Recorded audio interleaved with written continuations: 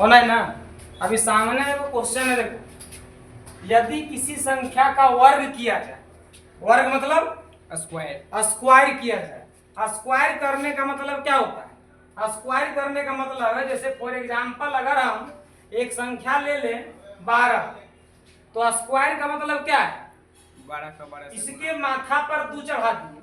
हाँ। माथा पर 2 चढ़ने का मतलब है 2 बार गुना कर देना। हाँ। किसी भी सेम संख्या को 2 बार गुना कर देंगे तो वो वर्ग कहेगा, है ना? क्या कहलाएगा? वर्ग। वर्ग कहलाएगा।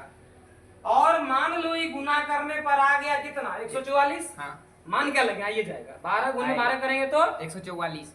तो ये हो गया वर्ग। तो कोई बोलेगा कि 12 का वर्ग क्या है? 144। लेकिन वर्गमूल अलग होता है। मूल मने क्या हो गया? 144 को घूंघट चढ़ा दो तो क्या बन गया? मूल, वर्गमूल। वर्गमूल। अब घूंघट से बाहर जब निकलेगा तब 12, तो क्या हो जाएगा? 12 12 आ जाएगा। तो हम लोग बोलेंगे कि 144 का वर्गमूल क्या हो गया? 12। समझ में आ रहा है बात? Yes sir. इतना बात समझ में आ गया। अब ये क्वेश्चन जो है वो देहरादून के एग्जाम में, स्कूली एग्जाम में पूछा गया है तो छोटा सवाल, लेकिन हम लोग यहाँ कॉन्सेप्ट को समझेंगे। कह रहा है यदि किसी संख्या का वर्ग किया जाए तो इकाई स्थान पर कौन सा अंक होगा? तो इकाई स्थान पर अंक होने के लिए सबसे पहले इकाई के पास चलेंगे, जो हमको चाहिए उसके पास चलेंगे। क्या चाहिए? इकाई अंक देखना है तो जाएंगे इकाई अंक के पास। अरे जीरो, जीरो को गुना करो, क्या दे देगा? जीरो। जीरो गुने जीरो बराबर 0। अगर मान लो इकाई स्थान पर 1 है तो स्क्वायर करेंगे तो 1 गुने 1 तो क्या दे देगा? 1। जीरो का को स्क्वायर करेंगे तो 0, 1 का करेंगे तो 1। अगर 2 का किए तो 4, अगर 3 का किए तो 9। ठीक है। अगर हम 4 का कर दिए तो 16। अगर हम 5 का कर दिए तो 25। अगर हम 6 का कर दिए तो 36। अगर हम 7 का कर दिए तो 49। अगर हम 8 का कर दिए तो 64। 64। अगर हम 9 का कर दिए तो 81। अभी नहीं बोलना कि 10 का कर दिए 10 का नहीं करेंगे। काहे नहीं करेंगे? हमको यूनिट को देखना, इतने से पता चल जाएगा। करने का कर सकते थे लेकिन करना जरूरी नहीं है। अब देखो, अगर संख्या के लास्ट में 0 रहेगा तो यूनिट डिजिट 0, लास्ट में 1 रहेगा 1, लास्ट में 2 रहेगा 4, लास्ट में 3 रहेगा 9, लास्ट में 4 रहेगा 16 नहीं 6, यूनिट डिजिट देखो।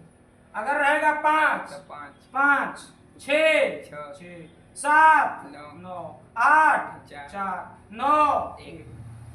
तो यही सब में कुछ होना चाहिए। 0, 1, 4, 9, 6, 5, 6, 9, 4, 1 इतने होना चाहिए। मैंने क्या क्या होना चाहिए? होना चाहिए 0। कह रहा है यदि किसी संख्या, संख्या तो पता नहीं है, कोई भी संख्या हो सकता है तो उसका यूनिट डिजिट 0 भी हो सकता है। और क्या रिजल्ट में आया? 1 भी हो सकता है। और रिजल्ट में क्या आया? 6 भी हो सकता है। और रिजल्ट में क्या है? 4 भी हो सकता है। और रिजल्ट में क्या है? 9 भी हो सकता है। इतने ना?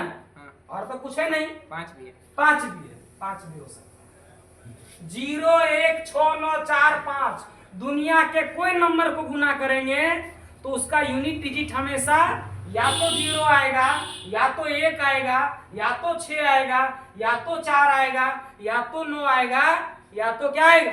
5 आएगा। अब ऑप्शन में देखो क्या है? 0, 1, 6, 4, 9, 5 में क्या सा है? तो ध्यान से देख रहे हैं। 0 नहीं दिख रहा है, 1 को नहीं दिखा, 6 भी नहीं दिखा, 4 तो है ये नहीं है, 9 भी नहीं है, दिखा क्या? 5। तो 5 सही आंसर हो गया। समझ में आता है? Yes sir. 5 क्या हो गया? सही हो गया। तो अब यही क्वेश्चन का कॉन्सेप्ट नहीं रहेगा, तुम बना नहीं पाओगे। क्या हो जाएगा? मन में दर्द उठ जाएगा, दिल में दर्द उठ जाएगा, है ना? तो देखो, दिल का दर्द वाला एक शायरी है। चांदनी रात में बरसात बुरी लगती है, चांदनी रात में बरसात बुरी लगती है, और दिल में हो घर दर्द तो हर बात बुरी लगती है।